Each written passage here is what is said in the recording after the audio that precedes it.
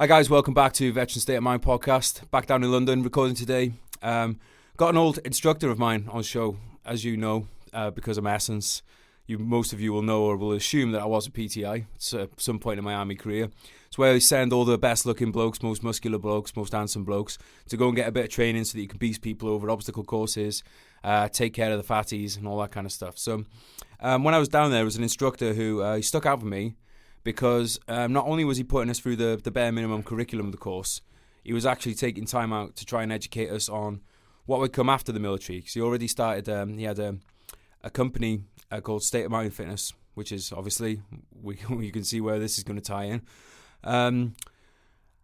Working as a successful PT in his own time. And I didn't really realise back then how fucking really switched on that was to be making the transition to Civvie Street while you're still in uniform. We'll go into that a bit later, but that really stuck out to me at the time. I reached out to him when I started personal training myself. He gave me some more help, which I really appreciated, and then reached out again when I started doing the podcast, and I'm glad that we finally been able to sit down together. Baz, welcome to the podcast. Thank you very much. Baz has got a bad throat, but it does sound Ali, as I've already told him, so I think actually a bit jealous. Sounds like a bit of a British Jocko Willink, kind of like a gravelly voice. Do you want to give a little spiel about your kind of background, mate? Like where you came from in the military, and kind of a little bit about what you do in Civvie Street now. I grew up in West London, a place called Ladbroke Grove, and I left Ladbroke Grove when I was 19, May the 3rd, 1999. I remember it well. Went down to Livingston, joined the Royal Marines. Became a physical training instructor in the Royal Marines in July 2005, and then left the Royal Marines with my last draft or posting, as you call it, in the army, being at the the Royal Army School of Physical Training, as it changed to when I was there, in 2010. 2010. Yeah, and you did Afghan in which one did you do? Was it 07 one? I did 08, 09, Herrick 9 it was, right. Afghan with 4-5 Commando, right? Royal Marines. Yeah. And now you work. You've got a gym down in is it Hammersmith? Is it? So yeah, what happened was when I was in Afghan, I loved the Corps. I didn't think I ever wanted to leave. I was in a place called Patrol Base Wishton, which was to the east of Sangin, and it didn't have like any electricity or any running water there. So every now and then we'd have to pop back to the main fob in Sangin to do a resupply, where we could use the internet. And I joined Facebook. I'm not really I'm not very modern. I'm a bit old school. And I went to an all-boys Catholic school, but I did A-level PE at a mixed sixth form college.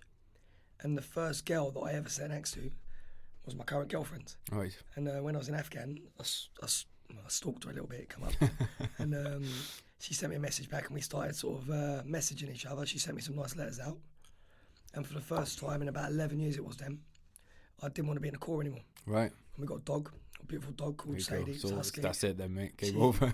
And so I decided to, I didn't know anything else as a PTI.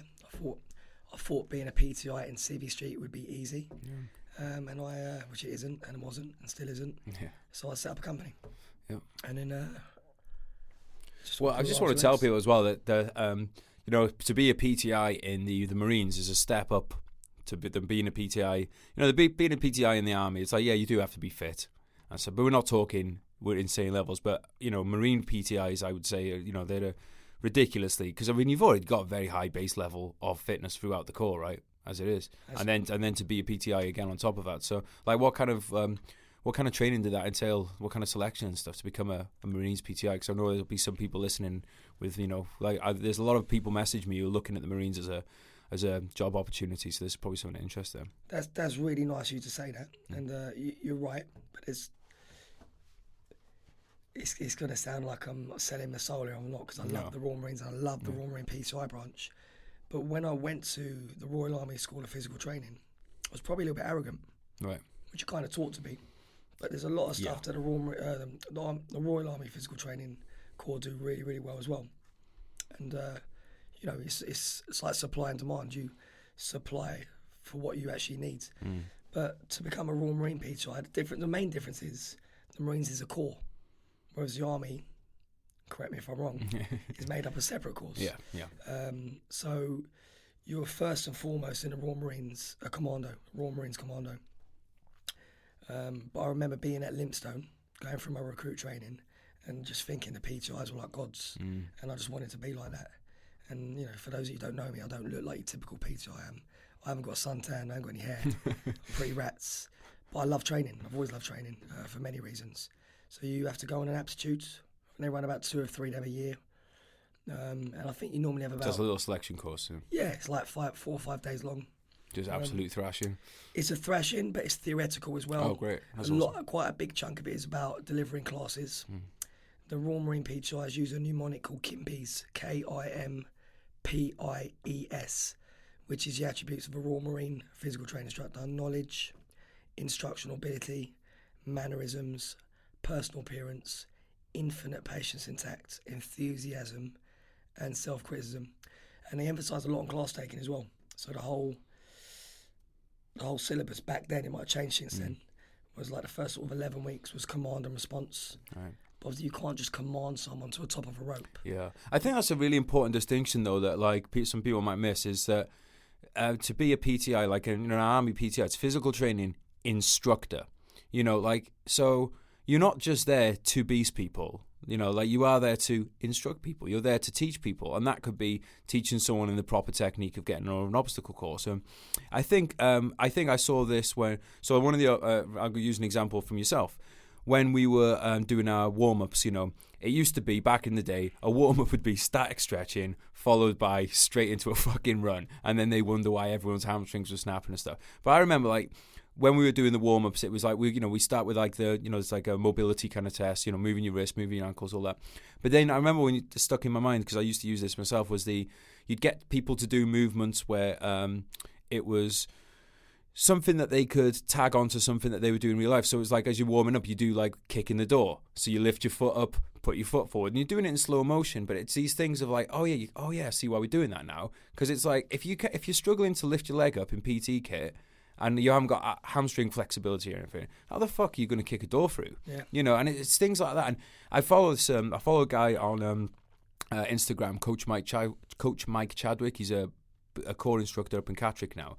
And I've had a couple of chats with him, and really enjoy following his stuff, because it's my window into how far the army's coming in terms of the tests and things that they do. I don't know if you've seen the new tests that they've got. They've got kind of like, they're trialing these new tests, or I think they're bringing them in actually, and it's way more geared to actual operations than the old, specific. Yeah, exactly, specific. Yeah. So, like, did you see a big change in that from when you first came in to when you left? Yeah, I did, and I didn't. I remember as a recruit at Limpstone, it was initial military fitness with 1 or 2 strength sessions a week. And then it kind of went away from that, and it kind of went full circle back to that. I think I'll sound a bit off the Richter scale there. I think all fitness is very simple. It all sounds very complex because it all derives from ancient Latin and Greek words, which sounds complex. That's a great point, yeah. It's actually pretty simple. Yeah. And there's a big difference between simple and easy. Yeah. Yeah, and I think that's something that people confuse all the time. Like, I'll get people messaging me, right, and they'll be like, oh, I want to get better at pull-ups. What should I do? Pull-ups. Like, there's other things that can be done, but if you're not doing pull-ups, you're not going to get better at like, that's a simple answer. It's not an easy answer. Fucking pull-ups are hard, you know. But I think now we're in a society where a lot of times people want, either they want a magic bullet, or they think, oh, if I have a 50-stage training plan, that's going to help me. It's like, look, yeah, it might do, but so's just fucking keeping it simple and, going back to basics. I'm a good one for like Chad quotes, and one of the quotes I use is, we must all suffer one of 2 things: the pain of discipline, or the pain of regrets and disappointment. Yeah, I love that. If you're disciplined and you've got structure and you're constructive as opposed to destructive, then not everything is achievable. When people say anything's possible, it's not possible to fly off a building, but it is possible to get closer to the aims. But you do need a structured plan, but you don't have to overcomplicate those plans. If you want to do pull-ups, look at the muscles you use. Yeah. Think about how you use them, the range you use them in. think about the muscles that assist them, and start training those muscles.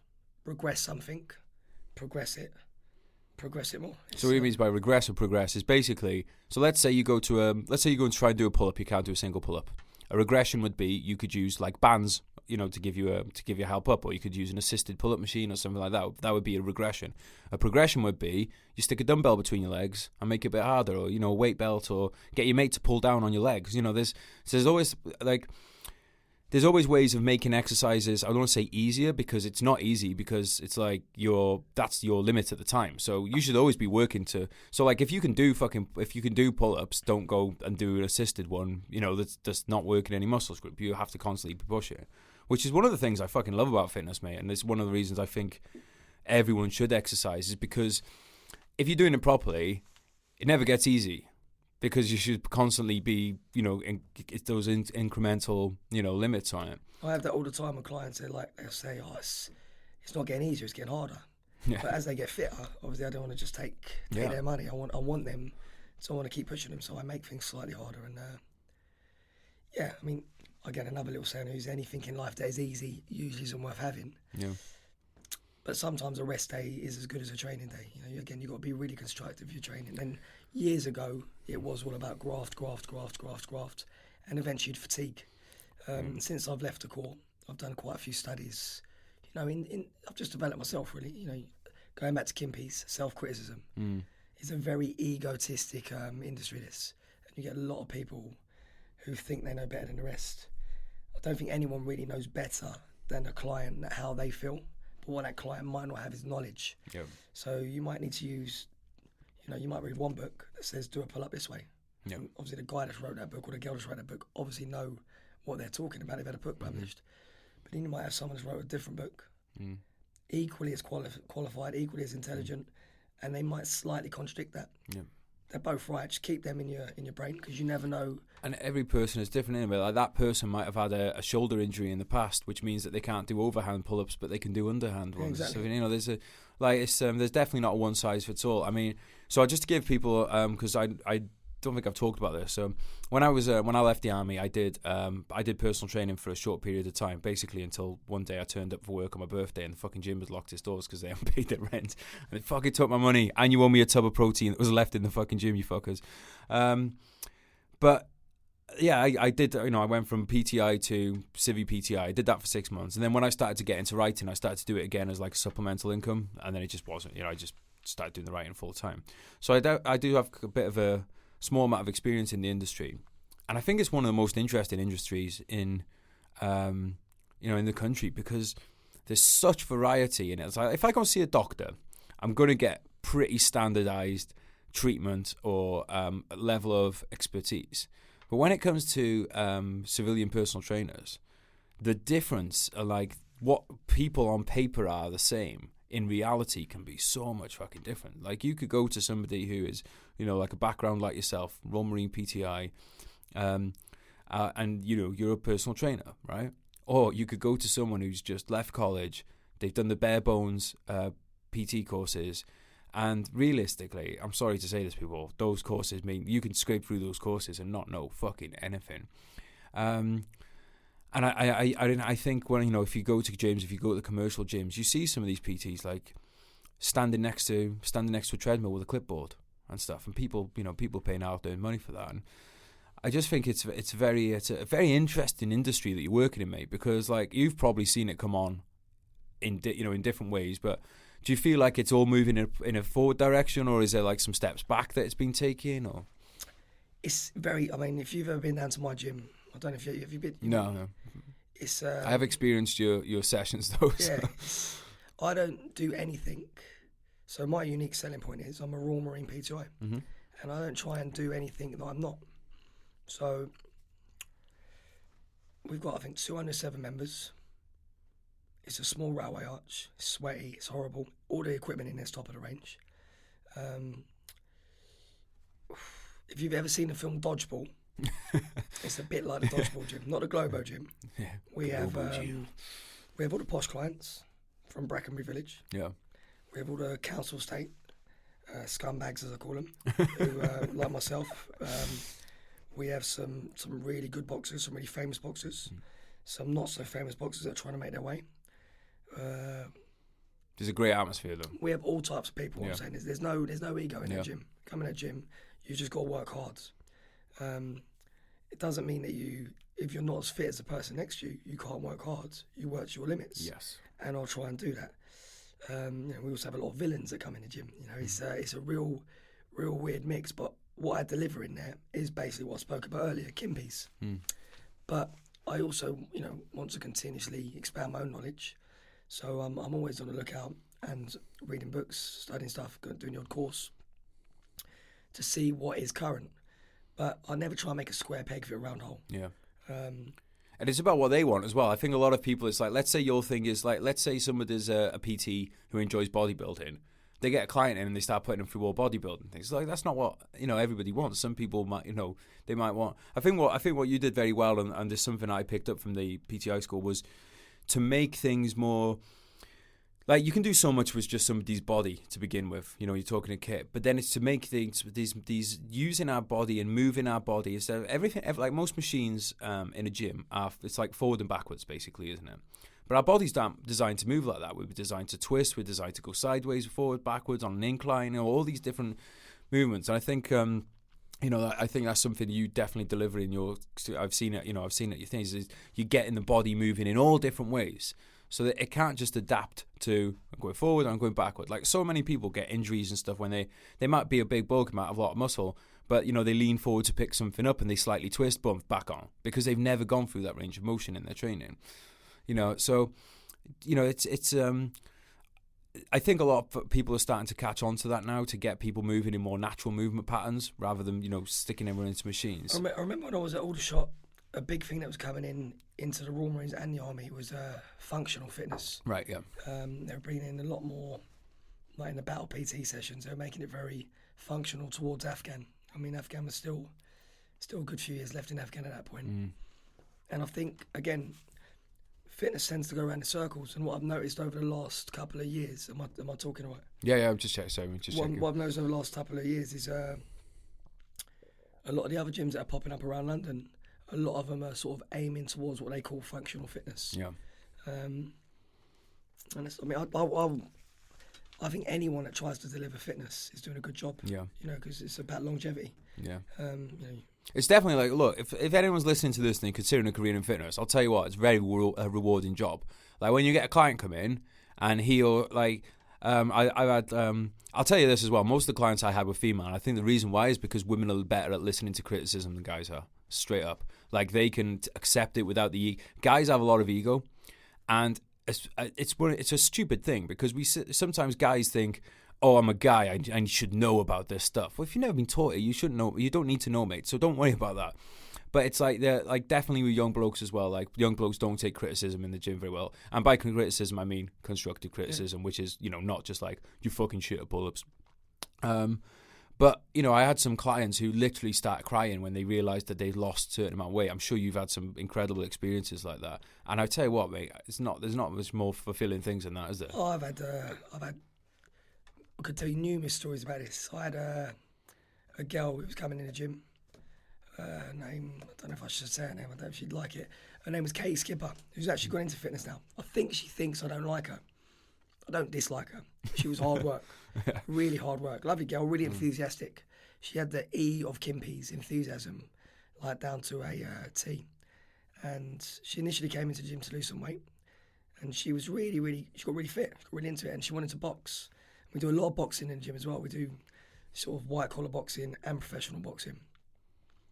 And she wanted to box. And what you were saying about women taking on criticism about, I've noticed that females as novices are a lot easier to teach as boxers. Right. They listen. They're not so much alpha male-ish all the time. They just want to hit things. They realise that actually it's a skill. Yeah. And it's about foot movement, and, your feet can get you in and out of trouble. And Katie really picked up well on the pads and moved. But then every time she got hit in the face, she'd cry. Even if it was like, you can't go swimming without getting wet. You are going to get punched in the face if you box. Yeah. And she would literally, and then when she eventually fought, I think she sold about 30 tickets, which was good for the night. And you would have thought she won a world title. She was jumping around the ring, and I mean, that fight that night actually cost me money. It cost the show money to, because it's not easy to match girls boxing, and but it was worth every penny. Yeah, I bet. Not from a business point of view, but from a moral point of view, to see her happy, and that put a little bit of smile on my face. Yeah.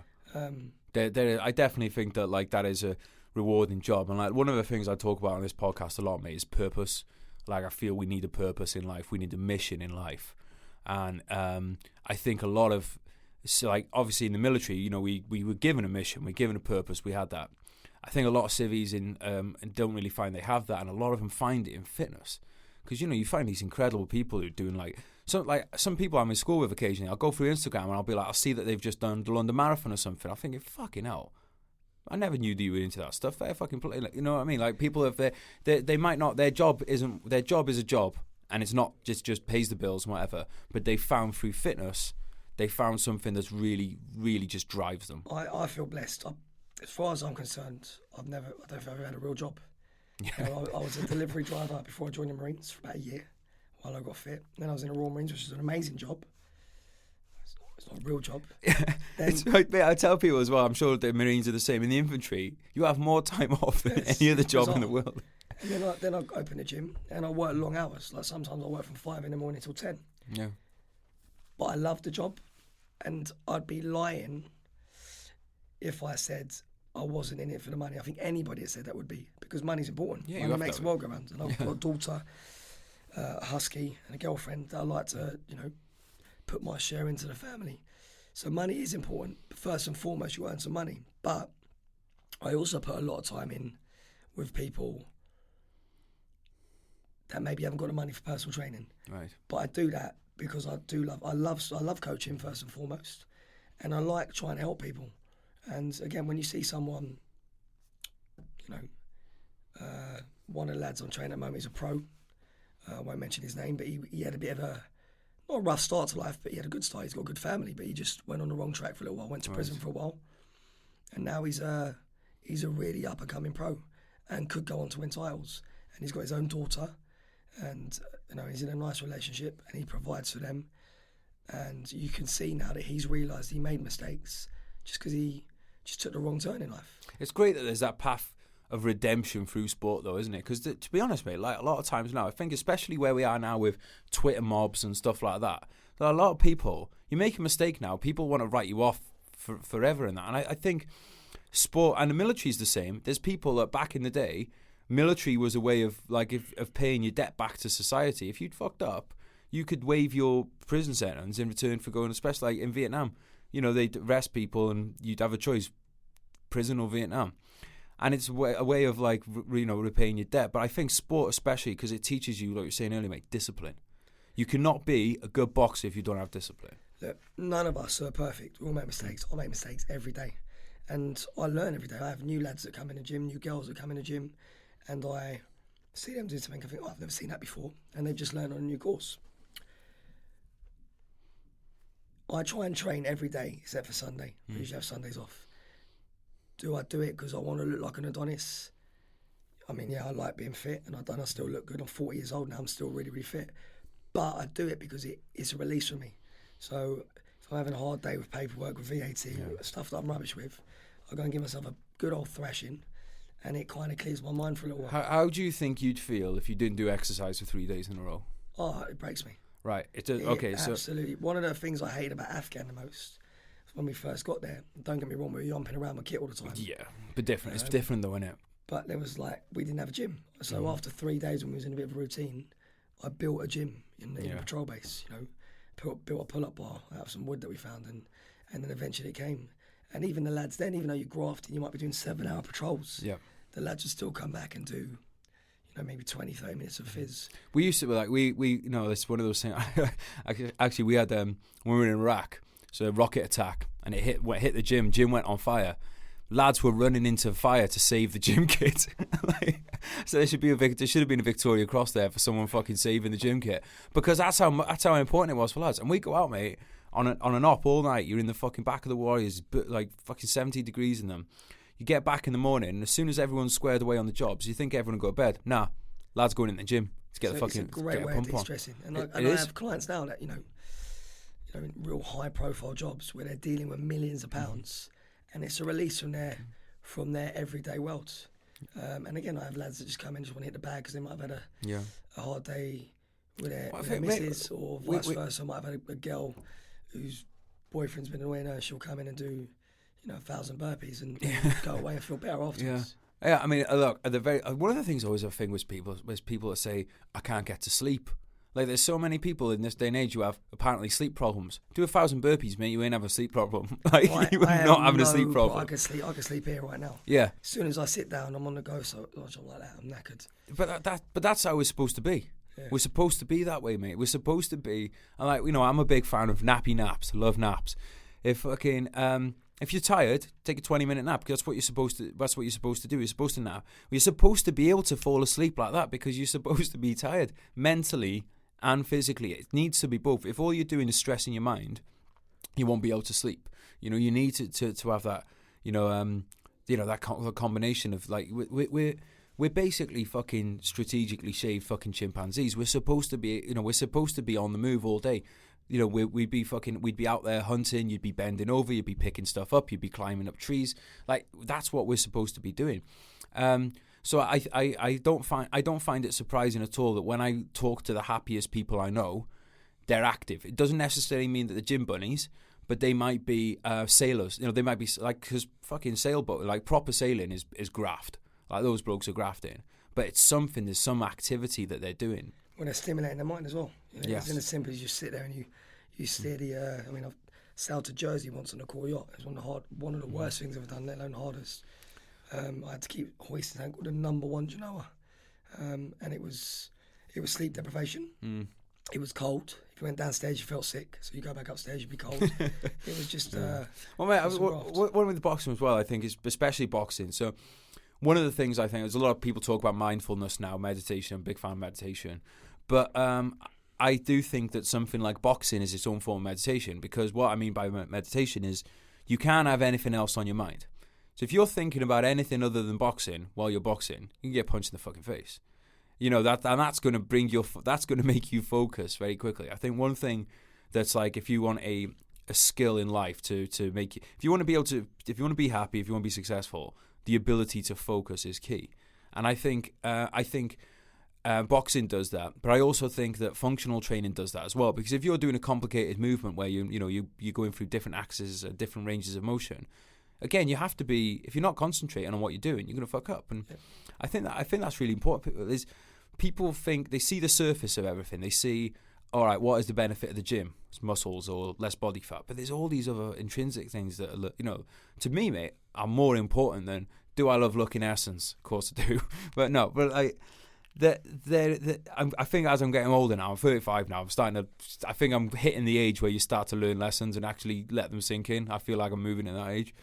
And I'm realizing now that, like, I took my heart rate, started measuring my heart rate in the mornings. I don't have a Fitbit or whatever, but I just, like, have a proper one of those big fucking pumps like you get in the doctors. And I thought, this is what I should be worrying about. What's my blood pressure? Yeah. What's my heart rate? Not what's the circumference of my arms. Yeah. Like as much as that's important to my ego. When I'm 80 years old, that's not gonna matter. I'm not gonna get to 80 if I've got fucking 100. Like, I had a look, mate, and it was like the average heart rate was something like, in the UK, 80 to 120. And I was thinking, like, imagine you're sat on the sofa and your heart rate is boom, boom, boom, boom, boom, because that's what a 120 heart rate is. Imagine that's your fucking resting heart rate. If you break it all down, it's not surprising, really. I mean, two things happened. I had my daughter, and I was quite old to be a dad. I was 37. She'll be 3 in June, in 2 weeks. And I realised then that when she's 20, I'm going to be getting on a bit. When she's 15 doing a sports day, or 10 doing a egg and spoon race, and I'm ultra competitive and I want to win that egg and spoon race. Yeah. Most of the other dads are only 25. I want to be winning those races. I want to. If she comes home and her boyfriend's upset her when she's like 18. Yeah. I want to be able to go and scare him still and be able to put my money where my mouth is. So I still train because I want longevity. I want good health. And then it made me look at my diet. So a lot of the boxers that I train, boxing is relatively a safe sport. It's seen as quite a thuggish, dangerous sport. And I get that you're getting hit in heads, but I think a lot of the dangers come when boxers are uneducated about how they make their weight for their weight category correctly. Right. So I just want to is it true that if you've been really dehydrated and stuff, you're more likely to get concussed? Is that the... What if you think about your brain, right? Mm-hmm. It's got a nice protective layer, cerebral fluid around it. If you then dehydrate yourself to make weight, which is a really uneducated but effective way of making weight. I don't condone it at all. I don't know my boxers doing it. But sometimes it has to be done if they've miscalculated. So in the old days, people would have put like a sweatsuit on and gone in a sauna and just got as much water out of them as possible, and they'll make the weight. Brilliant. A couple of things are going to happen there.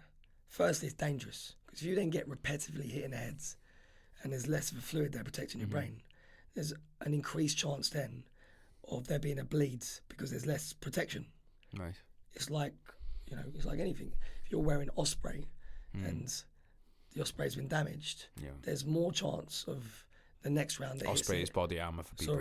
Going through an hip. So if you dehydrate yourself, you're making your head a little bit more susceptible to an injury. Also, if you think about it from a performance point of view, you could probably get away with that over 3 or 4 rounds. If you go into like a 10-round fight and the other guy's done his weight properly, for example, one of my boxers now is about to move in with me for 3 weeks. He's fighting for a Southern Area Eliminator, and he's fighting a former, I think he might still be a current paratrooper, right? Called Connor Vian. Probably shouldn't give too much away in case he listens to this. But I believe my boxer's better than Connor, with all due respect to him. But I've also not arrogant or ignorant enough to think that a paratrooper isn't going to be extremely fit. And I know that in the later rounds, he'll have that mentality to keep going. So if Curtis does the weight wrong and then gets to round 6 or 7 and starts to run out of steam, I know that this lad, Connor, who's a para or former para, will most likely come on strong. So from a performance point of view, if you're going into like a championship fight, 10, 12 rounds, you want the energy there. And if you've dehydrated yourself, you know yourself what happens when you're dehydrated, you get away with it for a little while. But then when it hits, and your performance is going to be as good. So I do a lot of my boxers' nutrition, and I constantly am trialing different types of, ways to eat food with different nutritionists. So at the moment, I don't eat. I very, very, very rarely eat dairy. I have an intolerance to it, which I didn't know for years. So how did you figure that out? Embarrassing, really. I used to be like the phantom shitter around London when I go for a run, and I always put it down. Being there, mate. I always thought it was down to coffee. Yeah. And then even though I don't really buy into God, my parents are religious, so every Lent I would do something for Lent, and then one Lent I gave up milk. Yeah. I gave up like milk, sugar, all this sort of stuff. Like I'm going back about 6 years ago now, and I noticed it stopped happening. And then through trial and error, I realised... Trial and error is so much important with our food. Innit? Like, I've switched off... I do vegan protein shakes now instead of the whey protein ones. And I think, like, it's probably the best thing for humanity that I've ever fucking done. Because, like I say, man, the same with... I don't have it... Sounds like as bad as you, but definitely the difference between a whey shake and a vegan one makes difference. We get into habits, don't we? And we never think to change to do trial and error. When I first joined the Corps, it was all about substance. Get it down, Get it down. Like for breakfast, they'd give us 2 Mars bars as well as like a fry up. Which you need energy. Yeah. But you got to think they're mass producing there for a lot of troops. When you're producing for yourself, you need energy, but you can be a lot more constructive. I probably at the moment, and when this lad's in camp, we'll eat about 6-7 times a day, but we'll only eat certain types of food, what I call real foods. So there'll be very, very little bread in the diet. Nice. We'll exchange most rice and for couscous and quinoa. Nice. Again, you've got to be careful what couscous and quinoa you buy. You've got to look at the package. Is it anything in life that's easy? Usually when I've had it, you get an easy, ready-made couscous. There's a reason why it's easy. Like it's probably a bunch of salts in there and stuff like that. Anytime the lads have fruit, we have a lot of fruit, which will spike our insulin. I'll give them a fatty nut or 2 or 3, like a cashew nut or a Brazil nut, which will make them feel full, but will balance out the spike of insulin. Yeah, is that to the fibre and stuff like that, isn't it? Yeah, it's really, really, really simple. So I think, again, like I just... before PT, I always used to get up early, because obviously as a PT, I was taking PT. Last thing you want to be doing is like feeling like shit when you're doing it. So I used to get up, extra early because I thought you've got to eat before you do PT. Now, mate, I get up first thing in the morning, I'll go to the gym, fasted, and I'll fucking smash a session, and I feel loads better training fasted. Now, I wouldn't recommend it to everyone, but that works. It works for me really well. I think it goes down to an individual. Yeah. You think about our backgrounds, we're probably conditioned to go out on patrol when you don't eat all day because you can't. You know, circumstances. You might have had an ID. You might have been walking around for 2 days and had a packet of biscuit browns, which are like crackers. That's disgusting. So we're probably conditioned to it more than your average civilian. But I know there's a lot of lads now that do intermittent fasting and trial it, and it works. One thing I did do with one of my boxers, which I found the nutritionist got it spot on, it was conditioning my boxer to fast. And this is when I first heard about intermittent fasting. And this was back in 2013, 2014. So she gave him a fantastic nutrition plan. And I did it with him. And we was aiming to lose 1 kilogram a week. But it was made looking at our training methods as well. So we'd do a punching session in the morning, a little circuit. And then we do a long run on a Monday. Tuesday we just do a big punching session and a circuit, no running. Wednesday we do a punching circuit and a circuit, and then do a 3 mile best effort run or the equivalent on a rower. Thursday we do strength.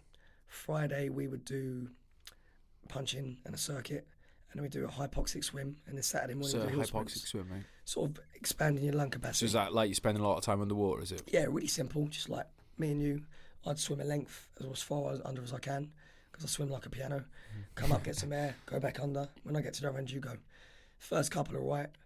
2 or 3 lengths in, you end up coming up a bit more frequently. But then when that training plan was done with a nutrition plan, and they worked as a balance together, after about 2 or 3 weeks, we started to burn fat. And we were losing 1 kilogram-ish, maybe a little bit under sometimes, throughout the time. But we knew that maybe when it got to the weigh-in, which was for this guy was a championship boxer, which was the day before the fight, that he'd probably have to fast a little bit or drink a little bit less fluid the day before. So what we did for that 12-week camp was every Thursday evening from 4 p.m. till Friday at midday, we'd fast. Right.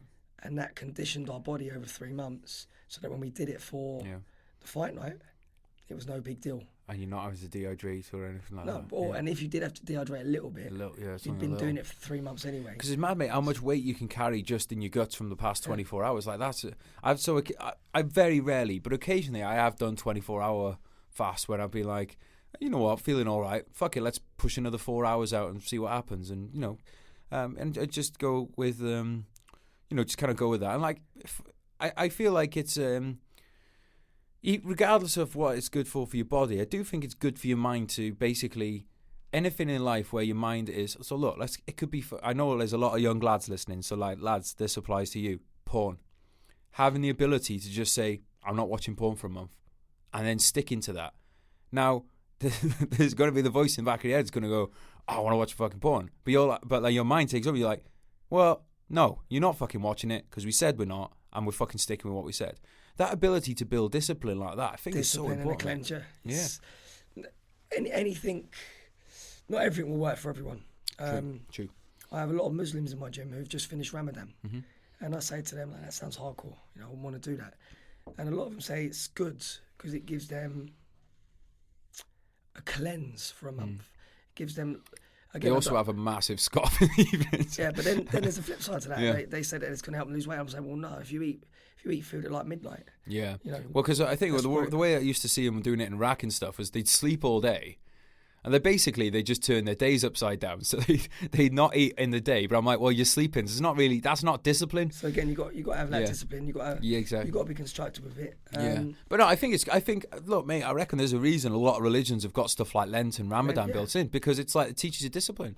Like I'm not a religious person myself, but I can see some benefits in religion. How many times have you heard the saying, boxing is good for you, teach you discipline. All the time. Military is good for you, teach you discipline. Yeah. And I remember when I first joined the military, I was like, can I swear on it?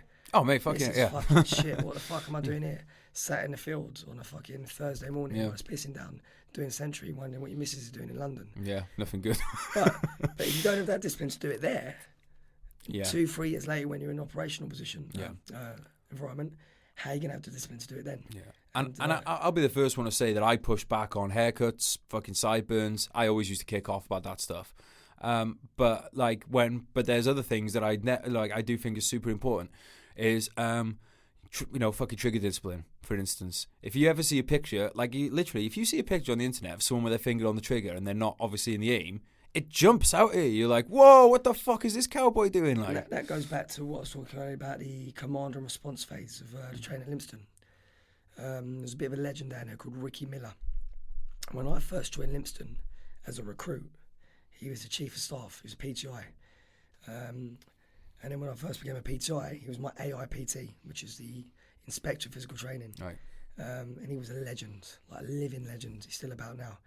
And I always remember he was assessing one of our sessions. And it's a big thing in the gym in Lympstone when it's initial military fitness. You're not allowed to scratch.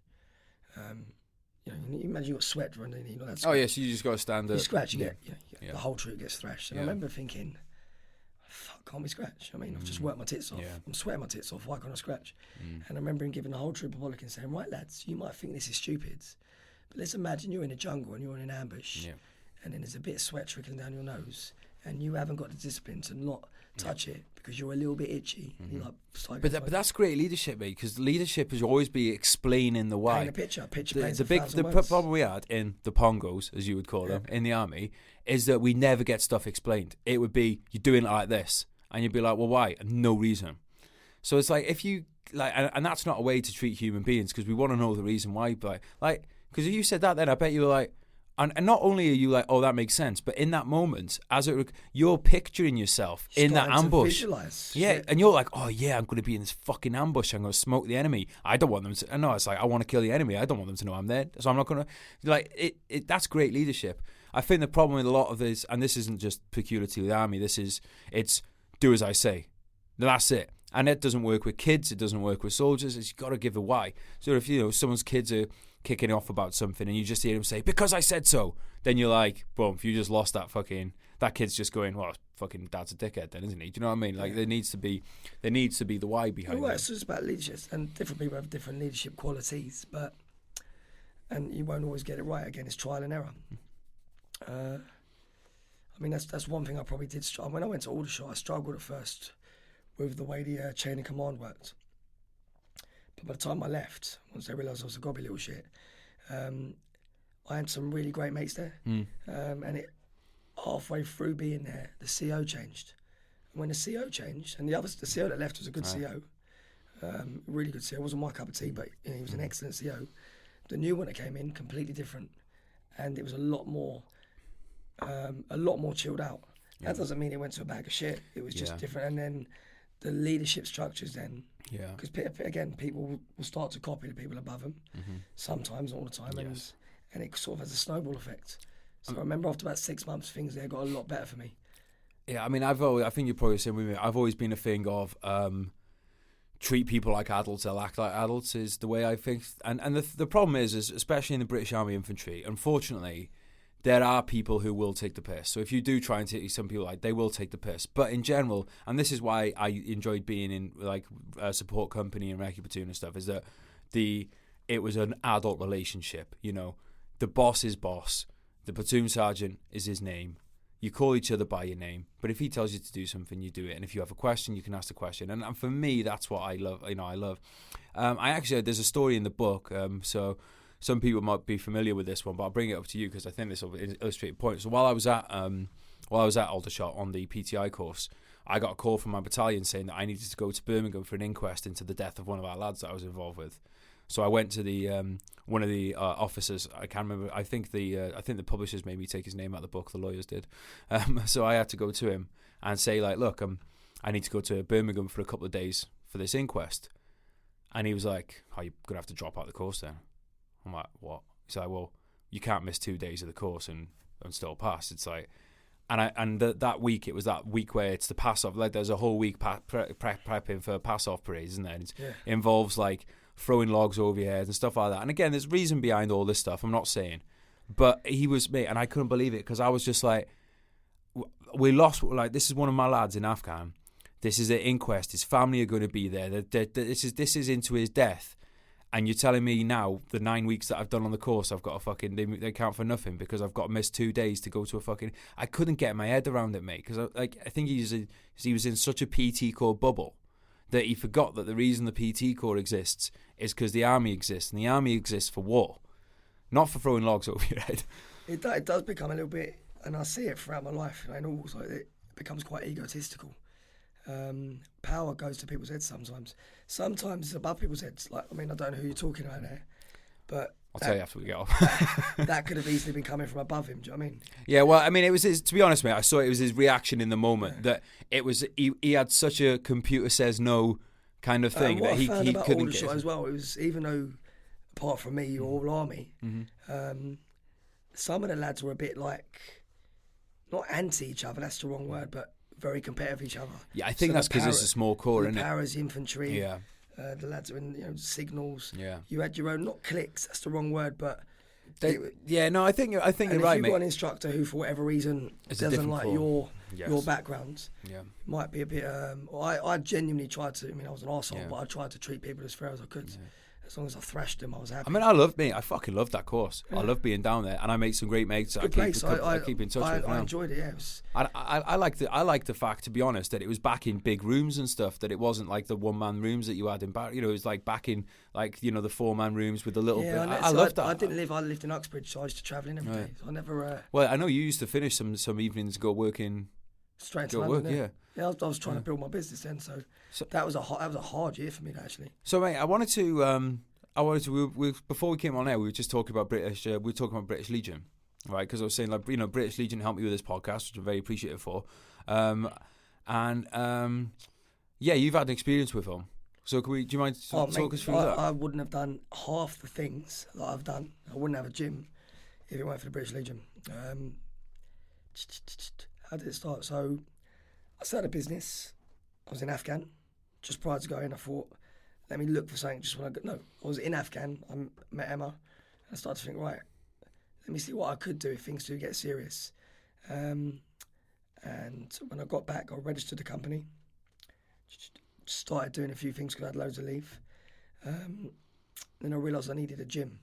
Even though it was nice training people outside, I thought I'd rather have a gym. And I wanted to kind of get back involved in boxing in some aspect or another.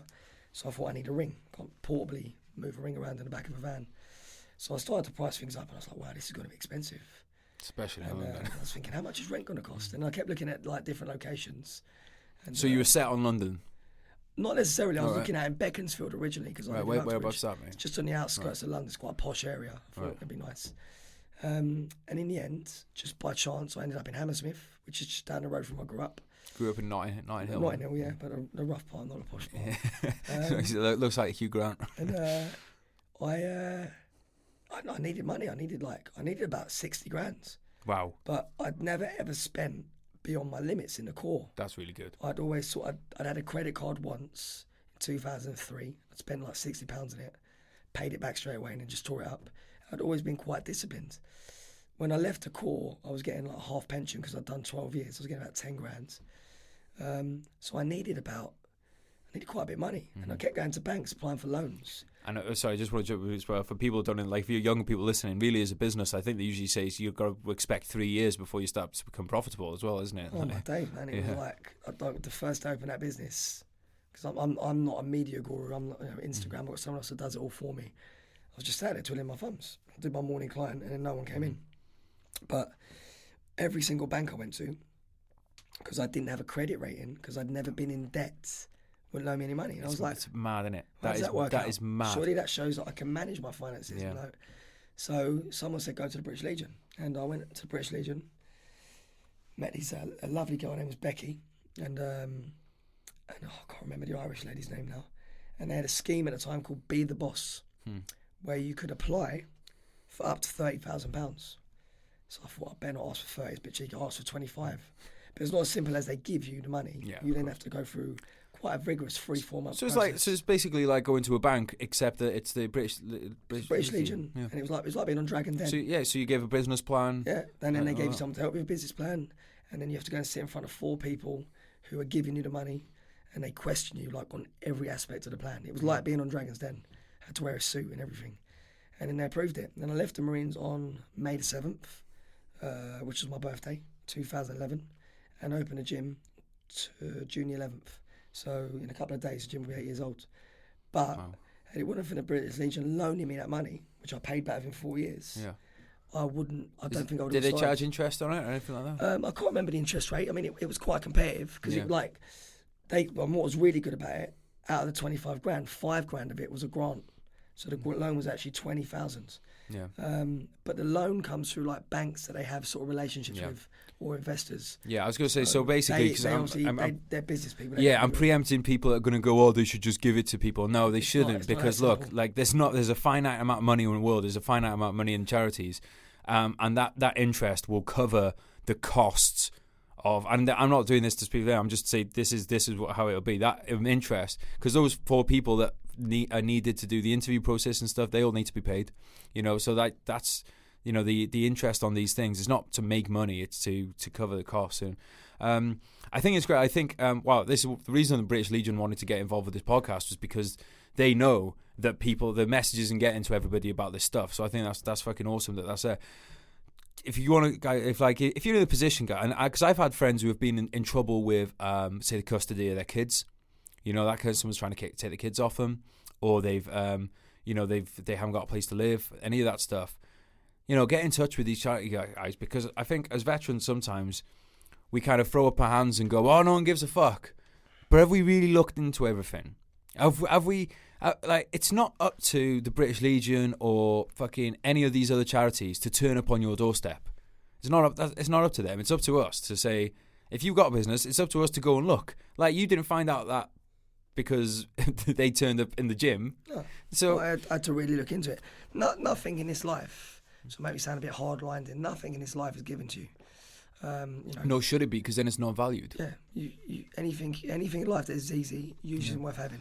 But I'll be honest, if they'd have just given you that money, would you have worked as hard? If they'd have given you that as a no strings attached, here's the money, would you have worked as hard to set up your gym? No, because if things, don't get me wrong, the business hasn't always been plain sailing. Mm-hmm.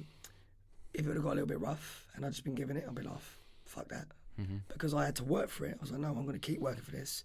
And then it got a bit more successful. And every time you get a bit more successful, there's some other sort of curveball that comes your way, like VAT. What the fuck is VAT all about? I just find out about that now. My head hurts. It's like, on my days, if it wasn't VAT, I'd be quite a wealthy man. Yeah. Now every 3 months I have to give 20% of anything that comes to me to the government, which I get. I'm all for paying taxes. Yeah. I'm like, how am I supposed to grow? I've got, I'm a small business. Yeah. And I get that, and I've squeaky clean. I pay all my taxes. I've got a great accountant. I don't try and dodge anything. And I'm not just saying that because I'm ready. I am genuinely squeaky clean and integral like that. But I just think it's the way it be, Mick, because I it's think the real world, and I think that's one thing the military.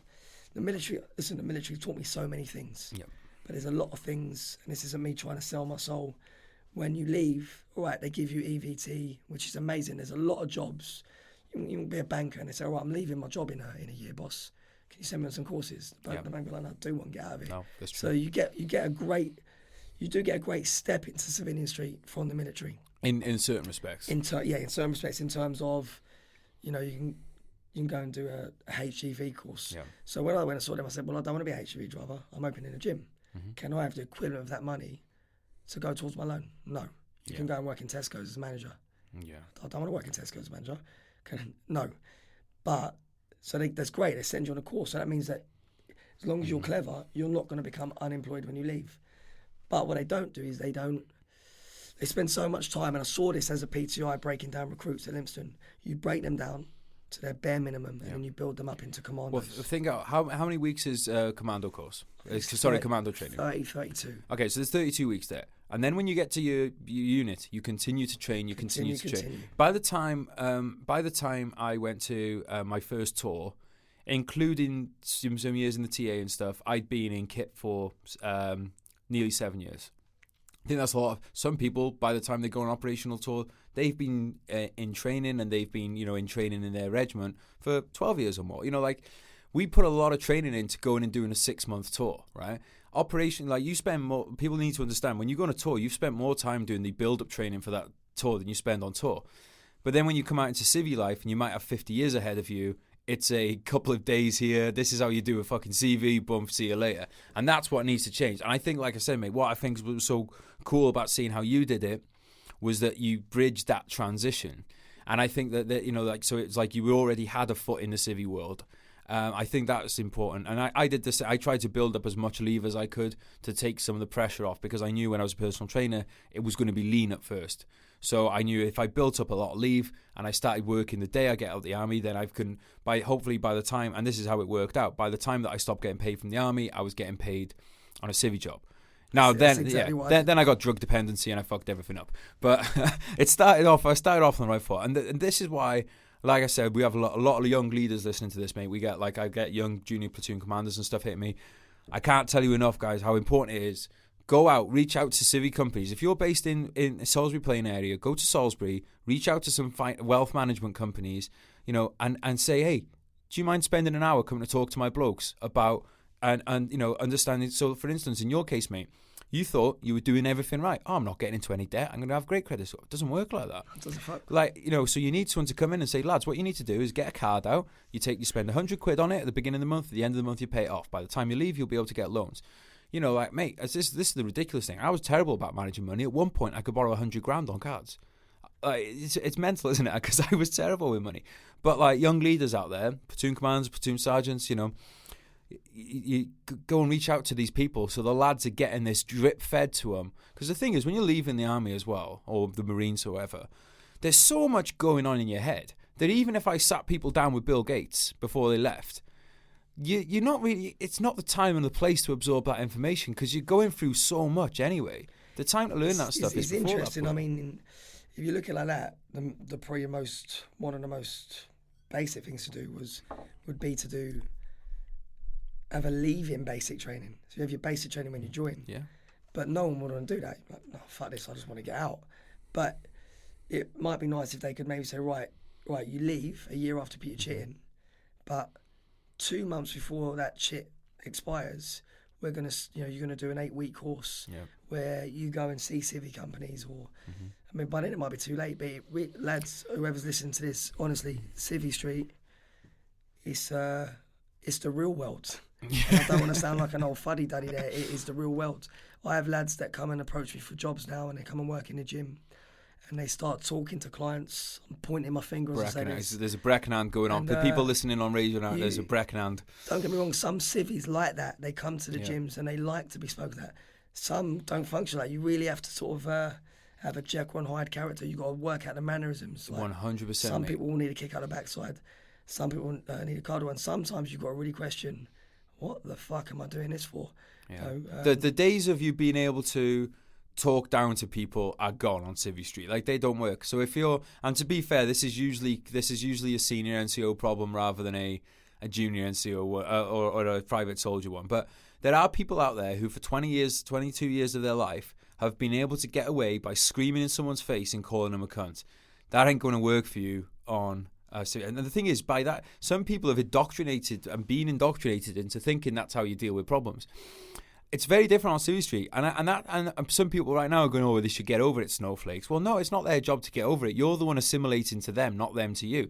Now, think about it like this: if they were joining the army, you'd expect them to change, right? So now that you're joining Civvy Street, it's up to you to change. Now, like Baz says, there are some people who want the Breckenhand, instructors for certain things, and there's some companies, if you're a consultant, they might want you to come in and be like the sergeant major who's coming in to consult on a company. Some people want that. Majority of jobs, I got news for you, and it's not nice news, but it's the fucking truth. Most people don't give a fuck you've been in the military. Most people, guys, and I'm being sincere here, I loved being a bootneck, but I also loved the time I spent in Northwood working with Navy, Army, Air Force, and my last job was with the Army. And again, all the bootnecks that listen, I'm not selling my soul, but I love the military is what I'm trying to say. But you're not going to be in the military forever. One day, even if you're an RSM, you're probably going to have to leave and work in Civvy Street. And you'll start to realise then that it's a little bit different. It's quite a lot different. And I think one of the things we have, and this goes for society in general, mate, is I see things going all the time now. It's like a very black and white thing. So let's say, a political level. If somebody says, Like somebody says, "Oh, I don't think Trump is a terrible president," then they assume you agree with everything he says, or it's like a black or white thing. And this is the thing with the military. Not all the thing, like when it comes to becoming a civvie, not all of the stuff that the army's done to you is going to be good. It's not all going to be bad. There are some things that it's taught you which are going to really help you on Civvy Street. There are other things that are going to hold you back, and it's up to you to identify. Right? It's not like so. For instance, discipline is great on one hand because it's taught you discipline. Like when you need to remember that when on your shittest day, at least you're not lying in a fucking freezing cold stream in Brecon. Like it gives you've had the discipline to do that, so you can do other things. On the other hand, there's a difference between self-discipline and self-discipline and discipline. So when you're on Civvy Street, it's 6 o'clock in the morning. If you don't get up and do your fizz, no one's coming to get you. If you don't turn up for work in the morning, Sergeant Major's not sending one of the junior NCOs down to the block to get you. Just losing your job. And that's a big difference. Like you got to remember that just because you were in the army doesn't mean automatically that like you have to continue from the day you leave. Like I think momentum is so important.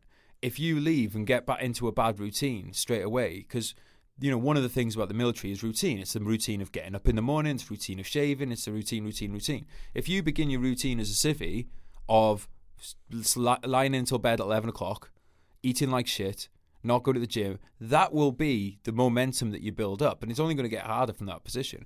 If, on the other hand, you come out and go, well, you know what? I used to get up at 6 in the morning. In the military anyway. Why don't I just keep that going? Why don't I go to the gym before? Why don't I go to the gym before work? Why don't I keep a few of these things going? And then you can like tweak your, tweak the routine.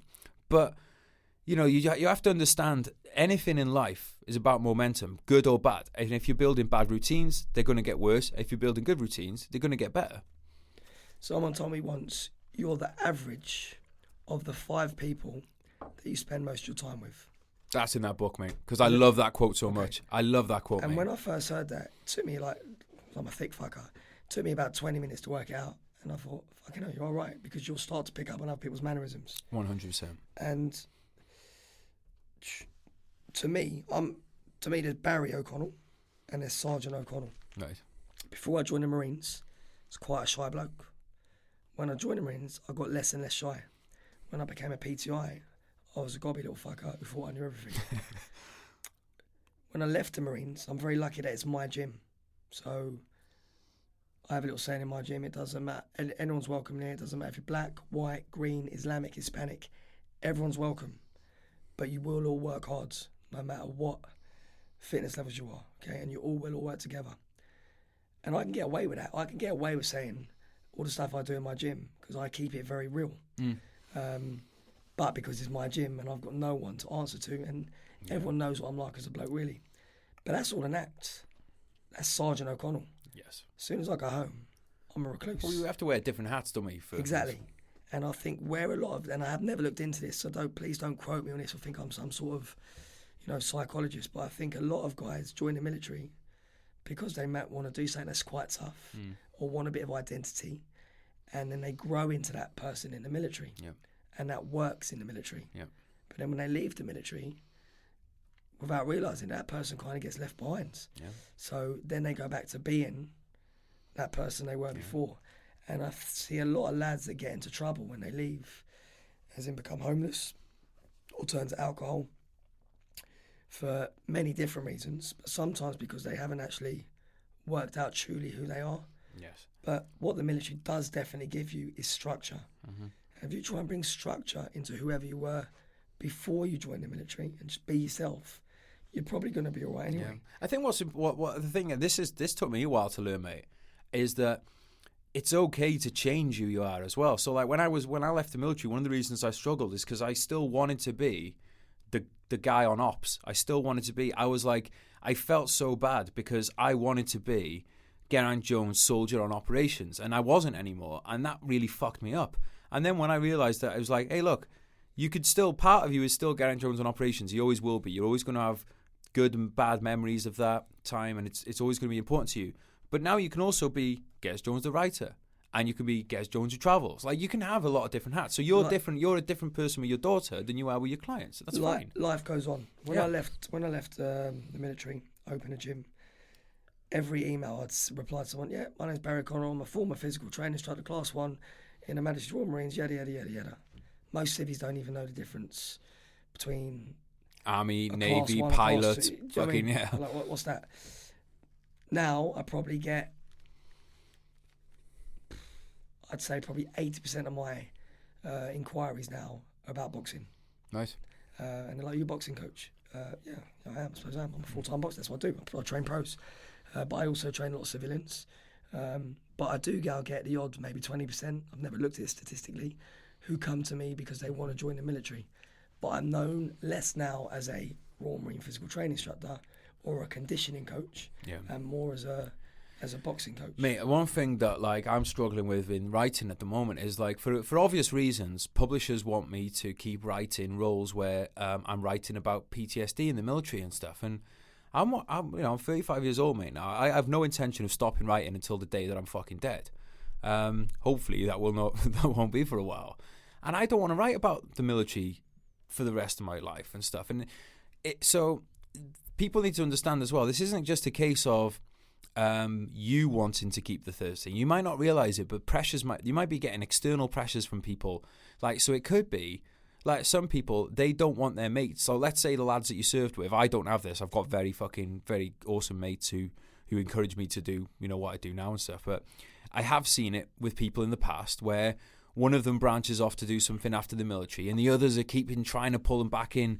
Oh, you got to be a, bootneck forever or what, and you got to drink this pint of piss, and I mean, look, if you want to drink piss, not knocking it, there's a time and a place, but it's sometimes their mates just there because they don't want to move on, they try and stop their mate moving on, and it's like, it doesn't mean that you're turning your back on what you've done before. You'll always be proud of that, but it's just you're just moving into moving into another phase in your life. You're evolving. Yeah. And I see it quite a lot when I go to like the odd top table. So when someone leaves, you get invited back to the top table, and probably 80% of the blokes there are clean shaven, like they're basically going for a parade in their nice suits. And there'll be probably 3 or 4 of them with big bushy beards in some funky sort of suit, and they'll get the piss ripped out of them, but they don't give a shit. Because they're doing their own thing, and then lads start to realise that actually it's all right to be different. Isn't it a funny one though, mate? Like when people say, "Oh, you've changed," and they say it like an insult, you think, "Oh, I fucking should hope I've changed." Yeah. I don't want to be the same person I was when I was 18 years old. You don't want to be 7 years old, 18 years old, 20. I don't want to be the same person next month as I was this month. And sometimes you'll make mistakes. Sometimes you change for the worse. Like you said, you went drug dependency. Yeah. So it's about regrouping and going again. Yeah, mate. And I'll tell you what, mate. I wouldn't change it for the world. Yeah. One, because I'll tell you what, mate. I learned so much about myself, and I learned so much about the value of life. I learned so much about potential, good and bad. Like literally, it was.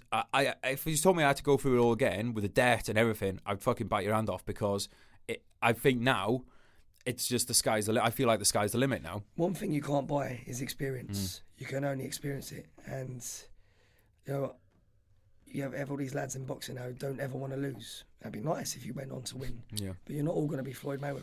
Yeah. And you probably are going to lose at some point. And it's not the end of the road, as long as you analyse why you lost and you try and learn from it. And the problem with that as well, mate, is if you go out not to lose, like, so that will lead people to pick, like, so for instance, say you're going skiing, like, and it's like you don't want to fall over. Well, you're never going to become the best skier. And same with boxing, mate. If you're never going to take the fights that are really going to define you, because you might just decide, oh well, I never want to lose, and you get so tied up in not wanting to lose that you pick fights that aren't taking you to your potential. And if you look at it like that, you'll have a weird, I definitely do, sense of freedom.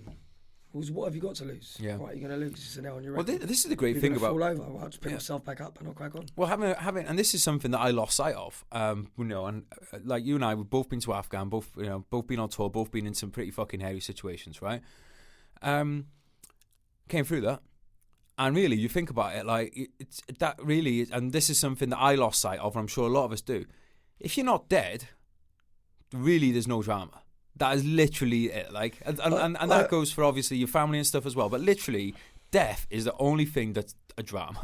Everything else you can work through. I left as a sergeant, and I was probably pretty close to becoming a colour sergeant. And if I was still in now, I'd have done 20 years. So I'd be 2 years off a full pension. And I'd sometimes wonder what my life would be like. And I'm sure it'd been great, because a lot of my oppos are having a fantastic career. But I took a big risk, but I grafted. I had a bit of structure, I had a bit of discipline, and I got lucky. I had a few boxers come in the gym that were, a bit more high profiles than others, and that led to other boxers. And I remember in 2015, I spent 12 weeks in Big Bear, just outside LA, training for someone who was then going to go fight for a world title in Vegas. 8 years prior to that, I remember going to watch, might have been a bit longer, might have been about 10 years prior to that, watch Ricky Hatton versus Mayweather at the MGM. And I remember seeing one of Ricky Hatton's team walking around the shops, and I remember thinking, wow, imagine being part of Hatton's team.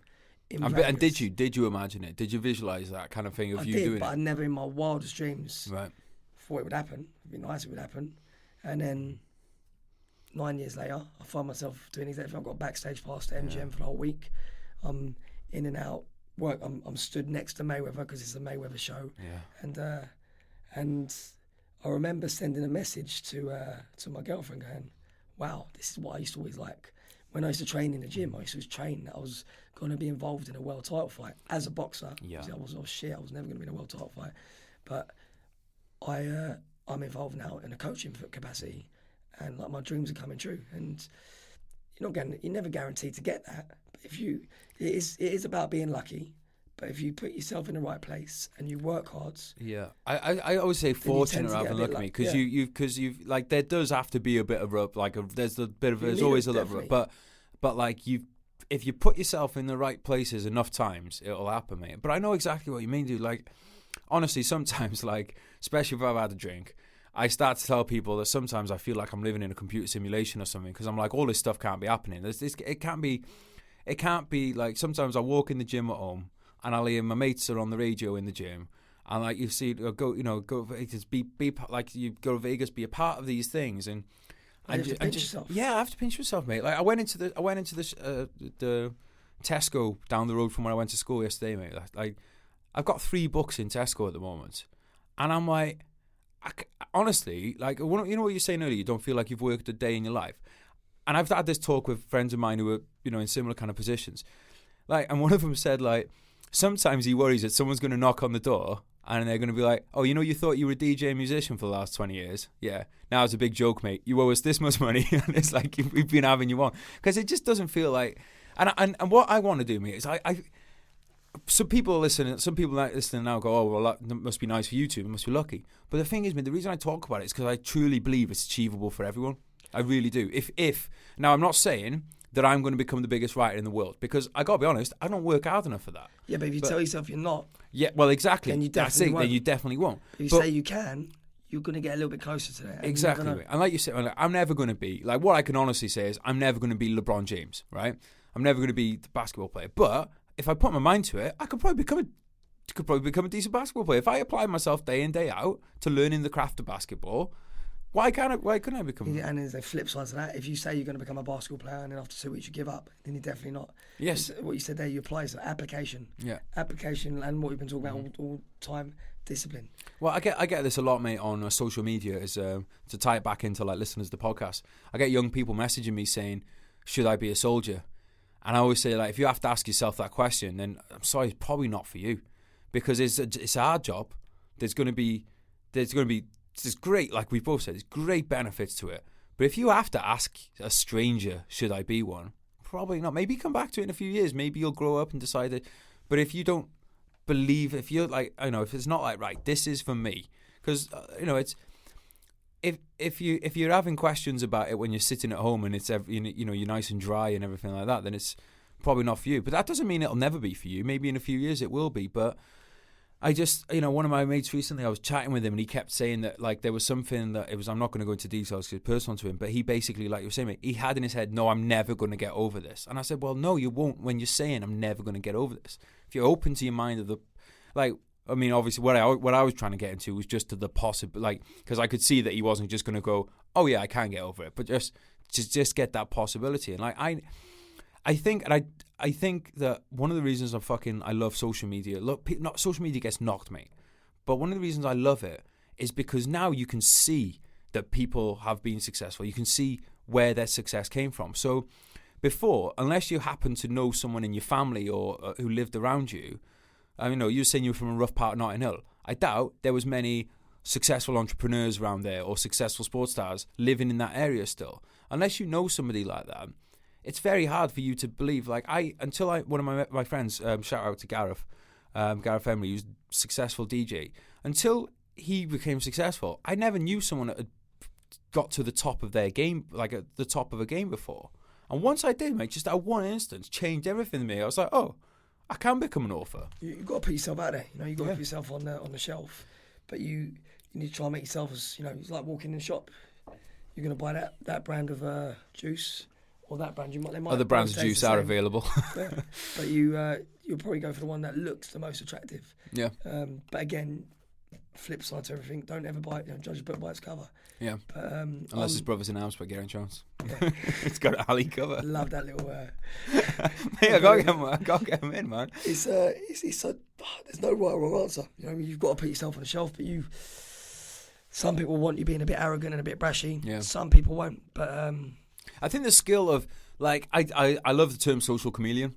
I think because some people have a negative thing for that they think, oh, you should be who you are all the time, or you're being two-faced. No, that's not true. Like, we're supposed to be different around different people. That's what it is. Look, because just think about it like this. Do you want to be the same person around, like, let's say you're a squaddie, right? You're listening to this. Do you want to be the same bloke you are around other squaddies as you do around your mum and dad? Probably not. Well, that's not two-faced. So it's not two-faced if you have a slightly different persona. It's just adapting. It's like you'd adapt to a battle situation, and that's all it is. I think it's a really positive quality, mate. Yeah. And it's just something like... Again, it's like one of the things I don't think that the military is very good at is teaching that adaptability we're good at doing it on a battlefield, like you said, but then there's a very regimented thing of, actually, you know what, I'm going to take my point back on this one, because you treat, like, when you're in the military, you behave to officers differently than you behave to senior NCOs, and differently do you behave to your section. So you learn that skill in the military, I think. Good manners don't cost a penny. Yeah. And again, different mannerisms of different peoples might get the best out of those people. Yeah. So if I'm training a client, who likes to be thrashed, I train a client who's ex-SF, went on to become a successful banker. He's like 64 now. His technique's horrendous, but his effort is second to none of anyone. He'll be the first client I kill in that gym. If I said to him now, push my Jeep 5 miles up the road, he'd just do it. He's got that mentality. Some fucking, tough, mentally tough people. I've got other clients who, you want me to do 20 kettlebell swings? Well, I'm not doing that. So to get the best out of someone, you've got to try and... But they're paying you. Yeah, but you've got to try and it's your job to get the best out, to get what they want from the session, to get their goals. So you have got to adapt. You've got to have an almost Jekyll and Hyde personality. And then... But that's fun though as well, mate, because it's like, why would you want to be the same with every client? It'd get boring for you very fast, wouldn't it? If you have the same. If I had the same boxer who boxed the same way every single session, it'd be a boring session. Yeah. It'd be a boring sport, because if every boxer boxed the same style, and I hear it all the time. We might as well have robots. Yeah, I say, no, you got to do it that way. You got to do it that way, and then another coach would go, no, you got to do it that way. Let's test and adjust and see what works for the boxer.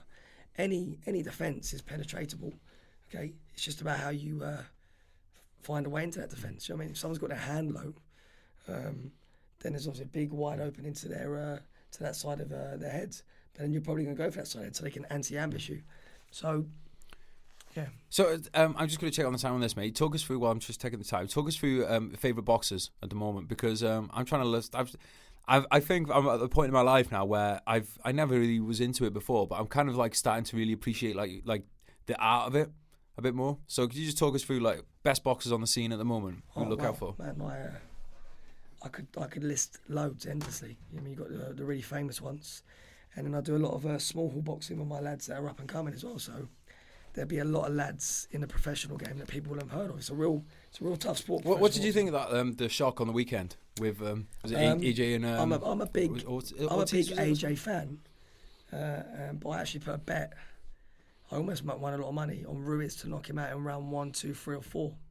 I didn't think Ruiz would win, so I actually thought Joshua would be too much for him. But I felt Joshua in the build-up, and we can all be experts here, and I really hope Joshua comes back and beats him, because I'm a big fan of Joshua, and I think he does a lot for the sport. And again... We're also happy for the other guy as well, though. To be honest, mate, I enjoyed seeing that in the reaction as well, that people weren't just going... Like, and from AJ himself, like, he had like a classy response to it. I which thought was, his response was really classy. Yeah, This and I happened. love that, mate. You know, he was the better night and a guy on the day, but I'm going to come back. And I really hope he does come back. But just in the build-up to it, I think people were underestimating because he was a little fat fucker. If you really research the guy and his history and look at his amateur history and his pro history, he's not a bad boxer. And I think Joshua's that big. His asset, his main asset, is his size, which could also be his downfall. And it's going to be hard to beat Joshua over 12 rounds, to not run out of steam, especially when even though a guy weighed heavier than him, probably, you know, he's quite, you know, I know he's 6 foot tall, but he's not the same build as Joshua. So I thought if I was the other guy's coach, I'd say, look, you're probably not going to win over 12 rounds. Let's try and get him out there early and cause an upset. So I thought that could have been a tactics they used. So when he dropped him in the 3rd round twice, I was like, oh, I won a lot of money here. But I was gutted because I'm a big fan of AJ. I think he does a lot for one of my boxers. He does a lot for the sport. And I'm sure, you know, he'll dust himself off. A sign of a good champion is that they come back from a loss. Lennox Lewis, one of my favourite boxers ever. And I think he lost twice, and both defeats he avenged. Yeah. And it's to do that, to go back into an arena where you've already lost, and to sort of try and break those demons is a hard thing to do. Yeah, it's great. Like, I mean, Liverpool with the football the other day was a great example of that, because I was thinking, like, you know, I'm not a footy fan, but I watch big occasions because I love the psychology of sport. Find it really interesting, you know. And it's, you've lost this big fucking deal one year. Imagine what happens if you lose it 2 years on a row. Then on the other side of things, you've got, like, I don't know if you follow the American football, like New England Patriots, who are always there or thereabouts when it comes to winning. When they can come back from such adversity and win. I think sports psychology is fucking, because all it is, it's the same as military psychology. It's human psychology, but under a laser beam, you know. And again, it all probably sounds complex, but when you break it down, it is, and it's no disrespect to people who have studied it, it is pretty simple. But you need to have the knowledge of what you're teaching. But no, going back to what you said, I'm a big fan of an American guy called Crawford. I think he's great. He's one of my favourite boxers. I love his style. Terence Crawford. There's a great boxer from Scotland at the moment called Josh Taylor. Lucky that a lot of my lads get to spar him. He's really, really good. There's some great up and coming boxers on the small home scene who I love watching. You know, do you think it's going through a bit of a revival at the moment, boxing? Like, do you think it's getting bigger in the public domain? Because obviously there's always been like a core fan to it, but do you think it's getting bigger into the like more of a fashionable sport at the moment? Do you reckon? I've got to be careful what I say here, because you know the more and more popular my boxers are getting, I'm getting to work with the bigger promoters more and more. Right. I think it's a business. Yeah. Right. It's a sport. Yeah. It's a business. Well, sport. Yeah, it's most professional sport. Everyone wants to get their piece of that business. At the moment, if you looked on the map, and I'm just presuming, I haven't even researched this, I would say there's probably a lot of American champions and a lot of British champions, or champions that have based themselves in Britain and America. You get equally as good boxers in Africa. Some really good boxers. I've seen some great sparring partners come from Africa and some of the Eastern European countries who aren't necessarily world champions or on the world scene, but could be. And the reason they're not is because there's no money pumped into them. So you need money pumped into you to market you, I've got some great boxers. Well, mate, you know, like when you're at the top level and just money pumped into you, it could be like a massage therapist. That little bit of more loose muscle could be the difference between winning and losing at the highest levels. Business side as well. Yeah. Should I mention a name? Should I not? Nah, don't mention a name if you don't know. You might have a boxer who's got really famous dads. Yeah, of course. And he's more marketable to the public than somebody that's equally as good as that guy. I think I know who you're talking about. Apollo Creed's son. There we go.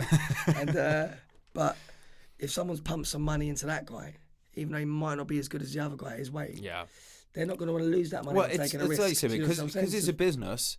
It comes down to marketing, and it's on a revival because of, again, you have the promoters. I think, and I'm not being an arsehole here, Eddie Hearn has a really good relationship with Sky Sports. They have a massive media platform. And I would say most of the country probably watch Sky Sports or probably more people watch Sky Sports than BT Sport. Then I'd say probably more people watch Sky Sports and BT Sport than ITV Sport and then Dave. And it's like it's sort of channeled down like that. So if you're on the biggest platform, then you're going to get the biggest exposure. Yep. So a lot of British boxers that are with Eddie Hearn have gone on to win world titles that probably, had they been on another platform, not one. I had a guy recently that boxed on a Frank Warren show on BT Sport, and the venue was empty. Right. But a lot of people would have watched it on TV.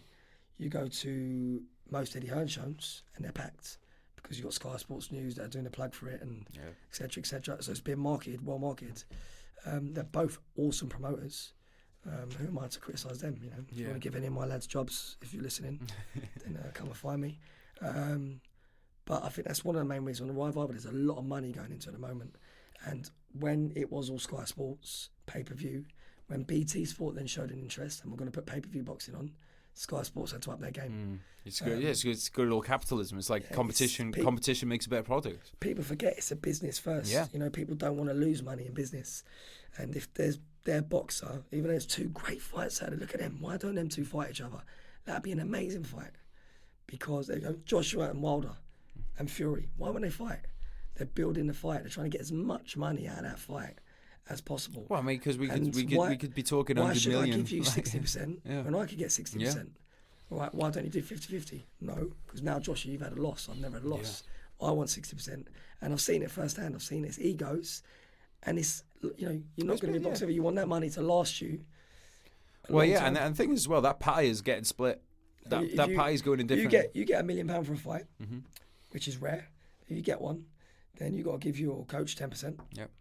You're going to have an agent in there? You're going to have an agent in there to take some sort of percentage, promoter fee. Camp fees for the camps. Manager fee, fees for the camps. Yeah. When I went to Big Bear, tax. Dread to think what it cost us to go there for 11 weeks. How many of you? There was me, the boxer, the coach. I like because people are like, look, especially when you're younger, they were getting paid on a daily basis as well as their. So, like, young people listening, right? I know £1 million sounds like a lot, and I don't want to knock the fact that it's not. Then you've got to pay tax on it. Yeah, exactly. So half of it's pretty much gone already.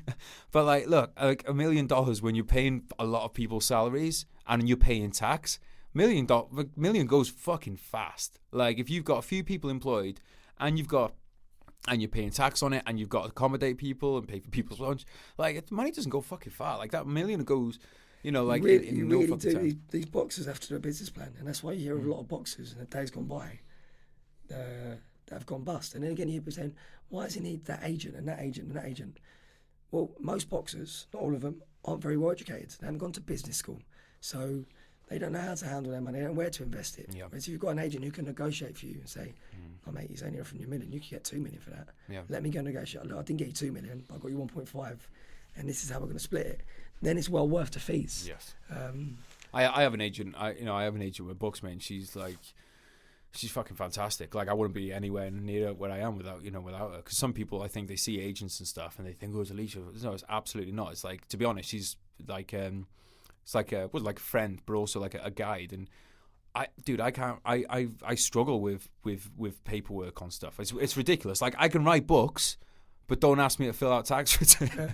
I struggle with that stuff. So, like, I think it's, accountants, managers, agents, they're all worth the team works. Teamwork makes the dream work. You need a good team around you. Right. That's a good place to finish on, mate. Will you come back on and do another one of this, mate? I'll put you on the spot. I'll do this whenever you want, mate. Awesome. Thanks, bro. Right, guys, thank you so much for listening. Baz, thanks so much for coming on, mate. I fucking really enjoyed that, mate. Guys, just a little bit of housekeeping before we wrap up. And don't fucking press pause now. Keep listening, please. Right, bit of housekeeping. Well, guys, if you could bring us a friend to the podcast. If you enjoyed today, tell a mate about it. Someone that's into boxing, someone that's into fitness, someone that's into Essence bootnecks or Essence pongos. Bring them to the podcast, please. Make a share on social media, any of that kind of stuff.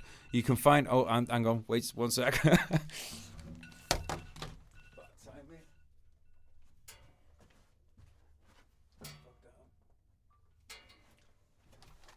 You can find Baz at State of Mind Fitness. StateofMindFitness.com. Yep. StateofMindFitness.com. I'll put some stuff up on social media as well. You know where to find me at GIJBooks.com. And if you want to support the podcast in a financial way, if you'd like to buy Brothers in Arms It's in Tesco, it's in Sainsbury's, it's in Asda, it's in Waterstones, it's in WH Smith's, and it's on Amazon. Thank you guys. Thank you so much for your support. And we'll catch you next time. Cheers. Thank you.